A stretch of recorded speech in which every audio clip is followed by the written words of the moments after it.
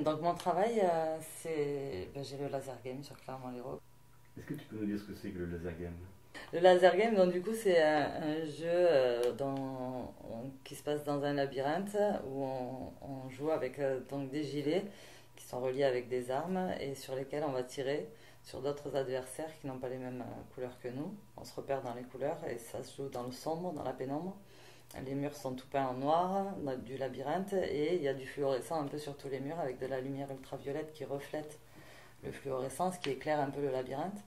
Et en fait, donc on est équipé d'un gilet et d'une arme et on tire pendant 20 minutes sur nos adversaires et à la fin de la partie, on voit qui a fait le meilleur score, etc.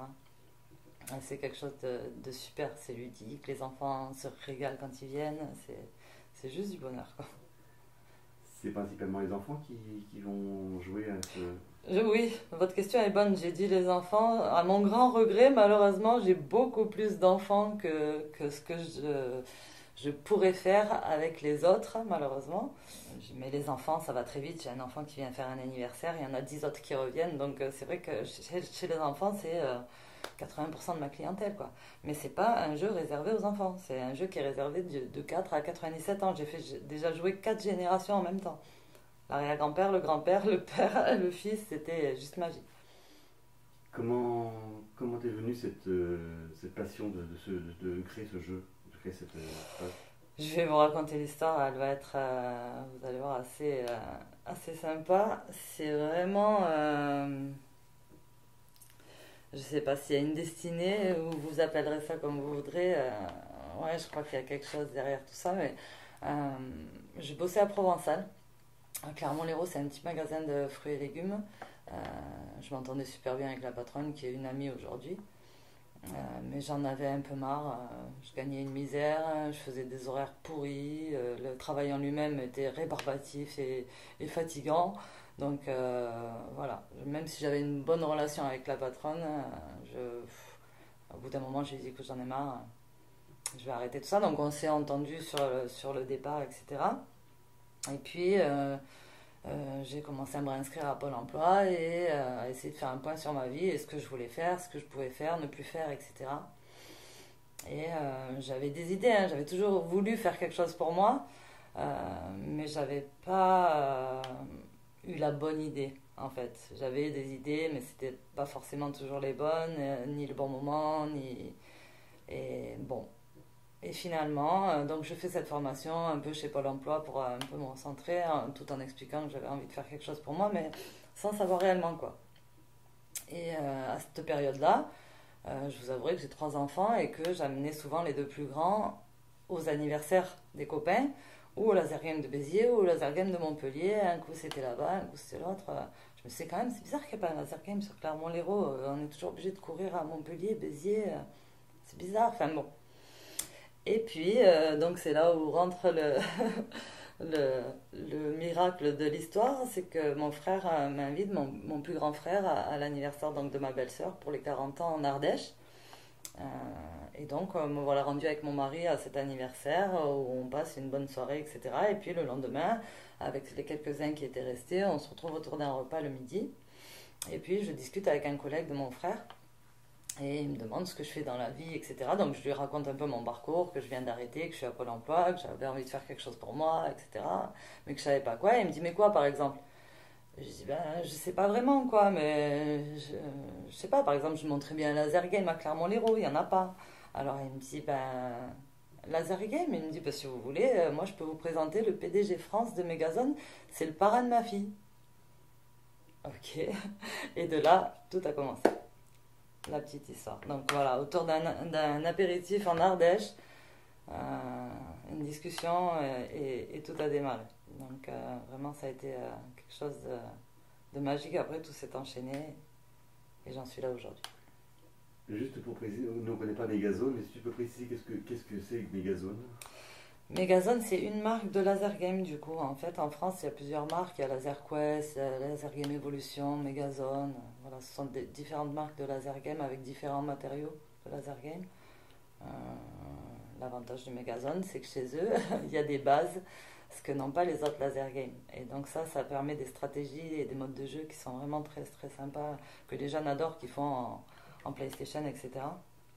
Donc on retrouve ces modes de jeu-là chez Megazone et ça, c'est vrai que ça en attire quand même pas mal. Justement, je pense qu'ils ne doivent pas donner leur nom comme ça n'importe comment, n'importe où, et que peut-être tu as dû les convaincre de t'accorder cette Ah, possibilité. j'ai dû les convaincre, j'ai dû me battre carrément parce qu'en fait, quand on m'a présenté le responsable, le PDG France de Megazone, quand je lui ai dit que je voulais m'installer à Clermont-Lérault, c'est presque, il m'a rigolé au nez. Il m'a dit, moi je m'installe dans des villes de 80 000 habitants, minimum. Je dis, mais à Clermont-Lérault, il y en a 8 000, 10 fois moins. Mais on a une situation géographique qui permet vraiment d'attirer pas mal de monde sur. Et aujourd'hui, je regrette pas. Et s'il savait, j'ai pas le temps de blaguer avec lui. Mais s'il savait, moi, j'ai du monde qui vient de Arles, de Perpignan. J'attire quand même un rayon. J'ai un champ d'action qui est énorme. Millau, ils viennent jouer chez moi. Bédarieux, Pézenas, Montarnot. Je sais pas si vous voyez un peu le bassin géographique. Même Metz, hein, mon mari était à Metz ce week-end. Enfin, je veux dire, on a vraiment une zone de chalandise qui est énorme. Et c'est ce qui a permis de les convaincre de m'installer. Mais au départ, quand je lui ai dit qu'il y avait que 8 000 habitants à Clermont-Lérault, il m'a dit jamais de la vie. Il faut 80 000 habitants. Du coup, ben, j'ai pris Internet et j'ai coché commune par commune le nombre d'habitants. J'ai additionné les alentours de Clermont-Lérault. Quand je suis arrivée à peu près à 130 000, je lui ai dit c'est bon, regardez, on y est. Donc après, voilà, ça a continué à s'installer. J'ai non seulement validé mon projet, je l'ai fait valider également. J'ai même reçu un prix TPE euh, quand j'ai ouvert, etc. Et c'est énorme parce qu'on se dit, punaise, ouais, on s'est pas trompé. Ouais, c'était bien ça, ouais, on y est arrivé, ouais. Donc c'est chouette, c'est énorme. Parce qu'après avoir convaincu Megazone, il a fallu convaincre les banquiers, il a fallu convaincre j'imagine, plein d'autres gens Exactement. pour construire le projet. Exactement, le centre Initiative Héros, je me rappellerai toujours, quand j'y suis allée les voir sur le conseil de Pôle emploi, j'étais allée voir Madame Delplanque à l'époque, une dame qui s'occupait du centre Initiative. Donc c'est une plateforme de l'État qui permet, qui donne une petite subvention, un petit crédit sans intérêt pour aider à démarrer, etc. Et quand eux valident le projet, déjà ça ouvre les portes des banques, etc. Parce qu'au moment où ils jugent votre projet, il y a des comptables, des assureurs, des banquiers qui sont là autour d'une table et qui vous jugent et jugent votre projet pour savoir si vous êtes apte à le faire ou pas et si votre idée est bonne ou pas. Voilà, donc il faut arriver à les convaincre et je les ai convaincus haut la main et j'étais assez contente, même si la toute première fois, je vous avouerai que quand j'ai vu Madame Delplanque et que je suis arrivée avec cette idée-là, elle m'a calmée en me disant non, non, non, je vous arrête tout de suite, le mec de Montpellier, il a voulu le faire à Clermont, finalement il ne le fait pas, c'est pas rentable. Ah bon? Moi je pense que oui. J'ai insisté, insisté. Elle m'a dit bah, montrez-moi. J'ai fait mes calculs, les chiffres, le projet prévisionnel, etc. Et donc on est rentré dans le truc et j'ai réussi à la convaincre. Et j'ai convaincu tous les jurys par lesquels je suis passée après, que ce soit même pour les concours, etc. J'ai convaincu à chaque fois et je sais que mon idée elle est bonne et même celles que j'ai derrière après elles seront bonnes aussi. Mais il faut encore apprendre à être patiente. Est-ce que tu peux nous raconter un moment de grande satisfaction professionnelle?